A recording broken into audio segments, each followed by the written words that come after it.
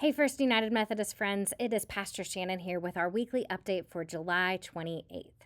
Well, as most of you know already, we are in the middle of the summer sermon series called Faces of Our Faith, Bold and Untold Stories. And I don't know about you, but I have really enjoyed learning more about these biblical heroes that we don't often hear much about. People like Queen Vashti, who was the subject of my sermon from this past Sunday. So, in the spirit of sharing more information, I want to tell you two more interesting facts about the book of Esther and also about Queen Vashti. First is regarding the Jewish holiday or celebration of Purim. So, Purim is, like I said, a Jewish holiday. It takes place usually in March, and it is a festival or a feast that commemorates the events that are recounted in the book of Esther. And so, Jews all over the world continue to celebrate Purim even to this day.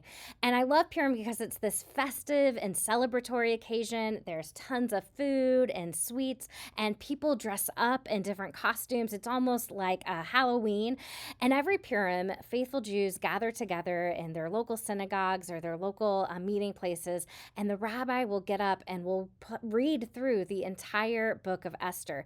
But it's almost like it's a play or a story that he's telling, and the people know that they have certain parts to enact out. So when King Ahasuerus or Haman, they're kind of the bad guys of the story, when they're named, everyone yells out and boos and jeers at them. But then when Esther and Mordecai show up on the scene, everyone applauds and cheers them. So if you ever get the chance to go to a Jewish Purim celebration, definitely check that out. One other really cool fact that I uncovered while I was researching and studying for this sermon on Queen Vashti is regarding what happens to King Ahasuerus after the events of this story. So King Ahasuerus was a real man. He lived in history. There are recorded historical accounts about him. As I mentioned, he's often called King Xerxes, so kind of just two different names.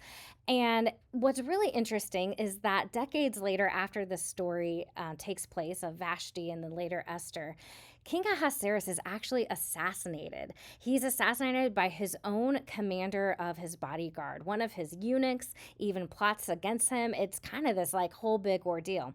But of course, in any sort of uprising or revolt, the question is always, well, who's going to take the place of the king? Who's going to take the throne? And what's really fascinating is that the person who took the throne and began ruling over Persia after King Ahasuerus was killed was a son that he had had with Queen Vashti.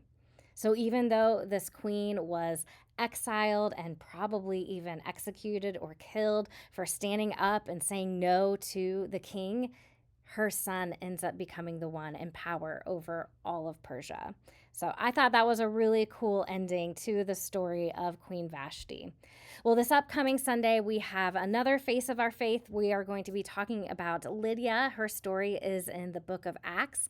And then after that, we're going to start moving into some stories about men. I know it's been pretty heavy focused on the women so far, but we're going to look at some other characters and stories from the New Testament of some of those bold and untold stories of the men who we don't hear a lot about. So I'm looking forward to it. I hope you're enjoying this series as much as I am, and I hope to see you Sunday.